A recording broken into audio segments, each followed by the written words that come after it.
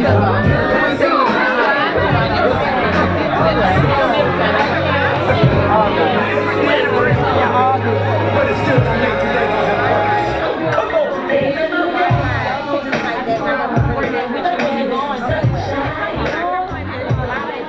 I want to thank everybody for coming. Today is my first annual. This is the first time I did a breast cancer and domestic violence together. So I've done breast cancer walks in the past and honor people. I haven't done one, I think, since 2013 or 2014. October is Breast Cancer Awareness Month as well as domestic violence. And so both of them are important, equally important. And a lot of people wanted to come out and share their stories. A lot of people has gotten stronger. It definitely has hit home. If you guys don't know, my sister has breast cancer. So usually I honor her at all of these events. She's not with us, she couldn't travel, but I still wanted to honor her. And just because I talk a lot on Facebook don't mean when I get in front of y'all I like to really talk. So we're gonna start this off with Pastor Warren with some words of encouragement. So Tilesha, come on, start this off. Amen, amen. How many of y'all excited to be here today? Hallelujah. Hallelujah. I'm just going to tell a quick testimony, amen. I am a domestic violence survivor. I was in a relationship with somebody for like almost 20 years and I went through domestic violence. The last incident we had was right in 2015. He, abused me in front of my daughters. But the blessing is I began to go to church. And when I began to go to church, the woman of God said, the reason why you're promiscuous and you sleep with man and man after man, because they dropped you. Nobody told me I was valuable. But I thank God that he showed me who I was in him. He had to break me all the way down to build me all the way up. Amen? Amen.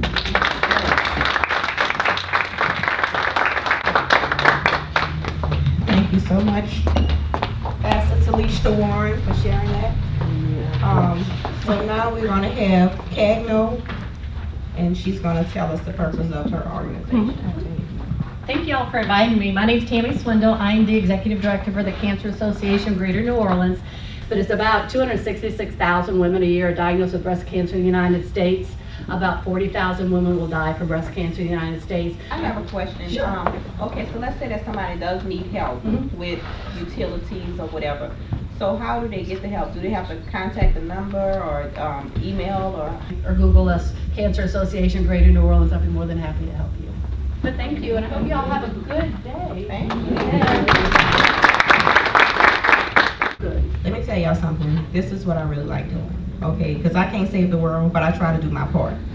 So by giving these types of events, or even when you post something, like one time I put up something, and it had nothing to do with this, but I put up something, I think it was basically about life insurance, and then a whole pile of agents came and put up their information, or put up, I said something about, fixing your credit or whatever, because people really is reading. A lot of times people are just too embarrassed to ask a question, and, whatever, but I get so many inboxes like, do you know this and do you know that? I'm like a kind of like a networking person. So I always get these questions, and I really like doing this type of stuff because I had no idea about this, and I'm pretty sure this can help somebody because I know that it has to be expensive. I mean, going back and forth to the doctor, it's expensive, co-pays and all of this stuff. So whatever type of information they have out there that can help people, if I know something, I try to post it or try to share it. And that's why I just think that some of these events is really, really good, especially when it's like an intimate setting.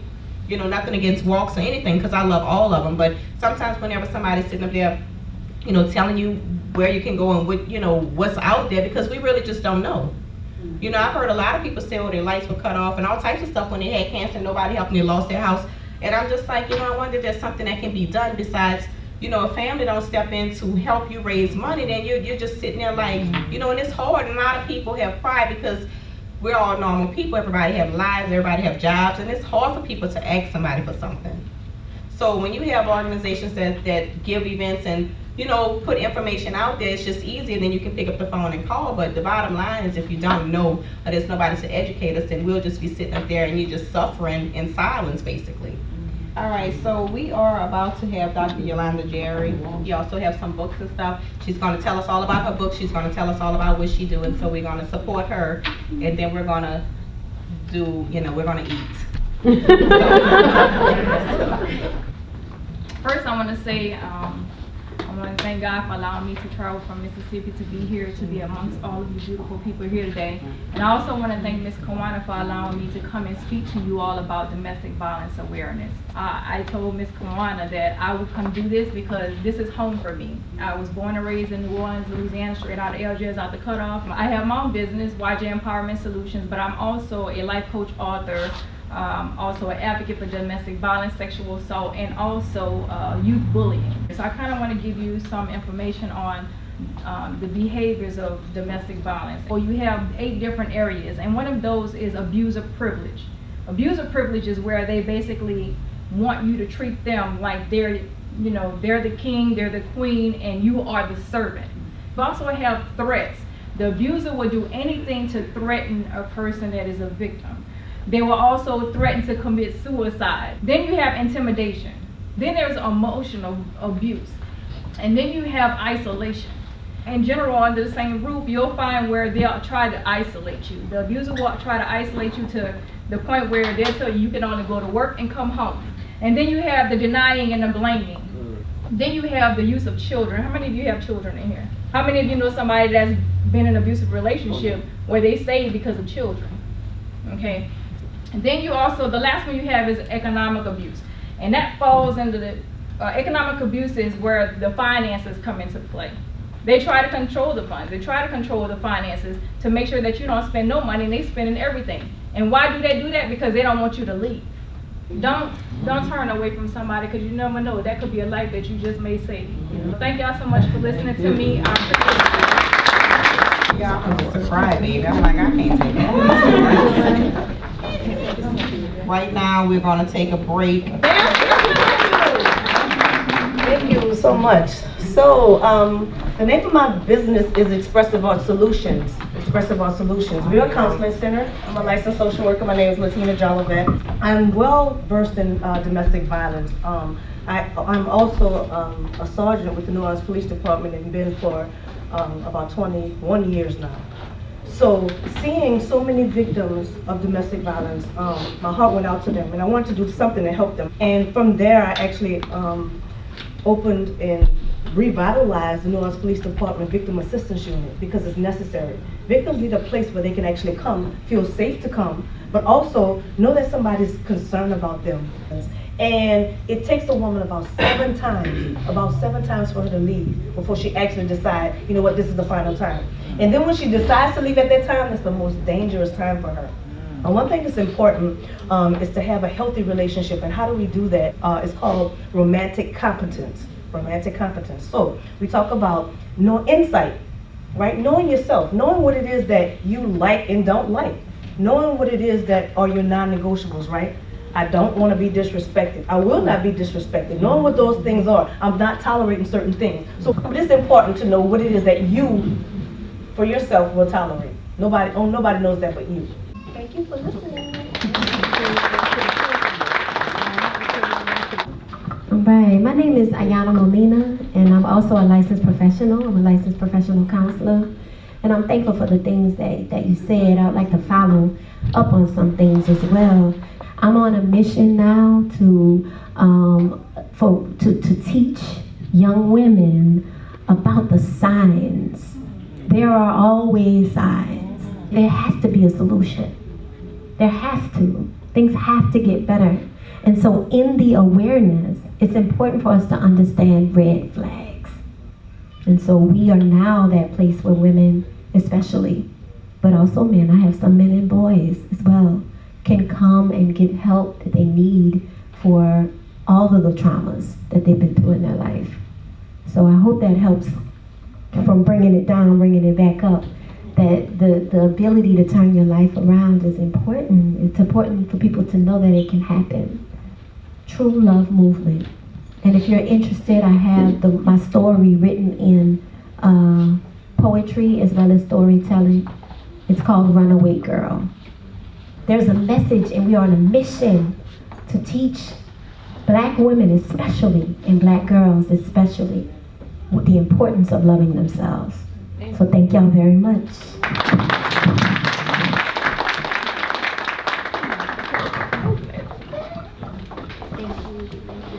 Thank you. y'all want something to drink because we're gonna have some more stories. Yes. How you doing? I'm Kiara, and I am actually launching my nonprofit called She Loves on November 10th, and in the form of a brunch. It's at Eiffel Society, 12 to 4 p.m. November 10th, and that's a Saturday. I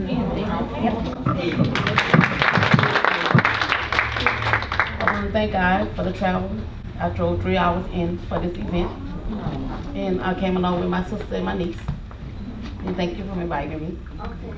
Back in '98, I did my self-breast exam. I just left it in God's hands. 2 years later, got diagnosed second time. And I'm standing here today only by the grace of God. Oh, yeah. Because now I am 4 months cancer-free. I have a certificate of survivorship for you, and thank you so much for coming.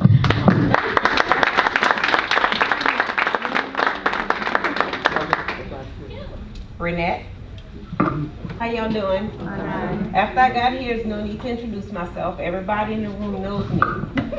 So I came with the intentions of sharing my experience of domestic violence. With my experience of domestic violence, because like those ladies know, I was a fighter. And me the next day wearing a black eye, figuring that, oh, it was no big deal because I hit him back. That's not so. That's just definitely not it. We have to pay attention to the signs, like the young lady said. When you see someone going through something, don't question them. Don't ask questions. If they don't volunteer and give you the information, don't ask for it. Just lend a hug, mind your business, and make sure they get home. I promise you, when it's all said and done, they'll find you. And I'm glad to be here in front of you guys today as a survivor.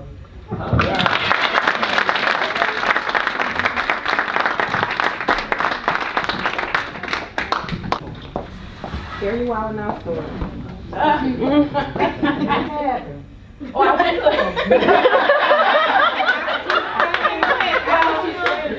well, I went to Wild 'N Out on the 21st of September, and then my wig was gone. And I'm just looking like, looking at the people in the audience, and they like, oh, hell no, that ain't going off. I was like, wait, he got my wig. Well, anyways, my name is Renette, and I'm an actor, I'm a model, and a domestic violence survivor, activist, and now speaker. My story starts off with my husband. I was married. I mean, I thought he was French charm when he came into my life. And yeah, he hit me, but it's okay. Because he didn't hit me in my face, he punched me in my arm, so I'm okay.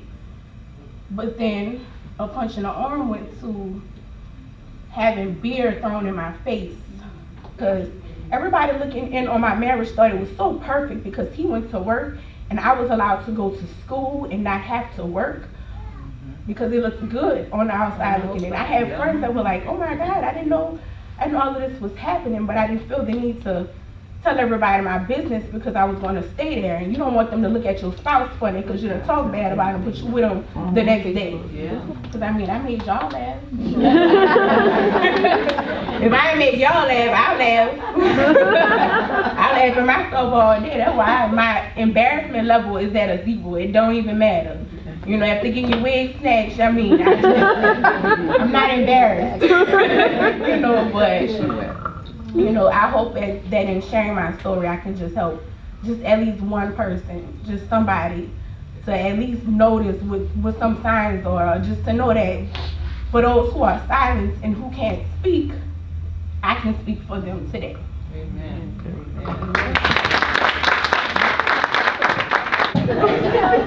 Certificate of survivorship from me. Thank you.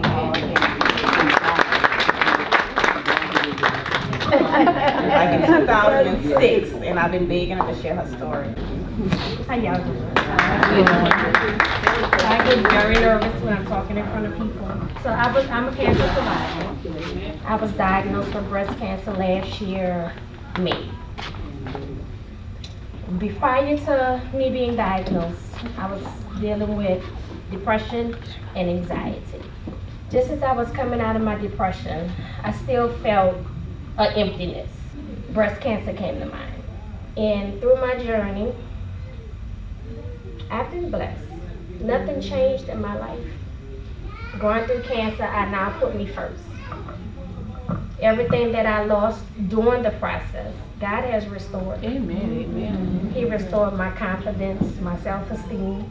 Anybody that's dealing with any type of illness, depression. Depression causes all types of illnesses, including cancer. I don't care what the doctors tell me. I say depression is what brought cancer for me. Wow. Don't sit in your stress, your anxiety. Seek help. Talk about it. Thank you.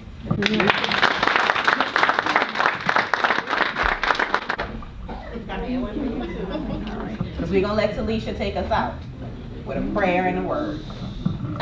You know how many people you come in contact with every day that somebody dropped and left for dead? Don't check on them. But your story, it's your ministry. That you didn't give up, that's your ministry.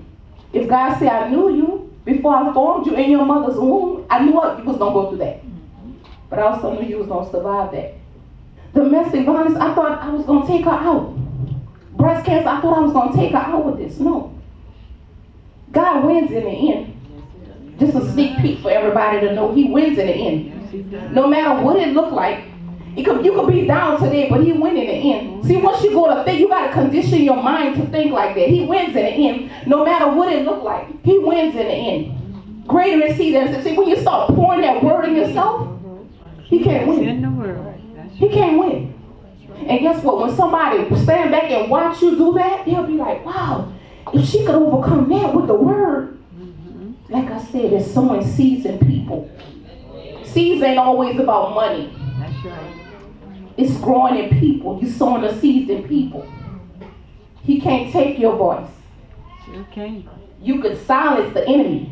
Oh, yes. He can't take your voice. Throw that word. That's your superpower. Amen. God bless you. Survivors. We have a lot of breast cancer survivors in here. Kawanna, thank you so much for this wonderful event. I believe that next year is going to be even bigger. I'm so excited to see what God has for you in the future. Thank you for all that you put into the community and the great things that you're going to accomplish. And I pray I'm right here cheering you on. Amen. Thank you so much for letting me come and speak at your event. Although my nerves been bad because I was nervous, I'm glad I did come. Thanks, Kawanna. I enjoyed myself. Had a lot of fun, like the skills and everything. Hello, we are survivors, and I'm glad that I was invited to share my story. I'm Trenise Mitchell. I want to say thank you, Kawanna, for inviting me to your first annual event. It was a pleasure. Thank you, Kawanna. Everything was wonderful. I really enjoyed myself. I love you so much. Keep up the good work. This is my first time meeting her. My cousin brought me along tonight, and this was really a great opportunity. I enjoyed everything. It was really great. I learned a lot tonight that I wasn't familiar with, so I want to thank Kawanna for having everybody to come out, providing good meals, nice music, and a lot of encouragement. So, and some awesome women. So, thank you.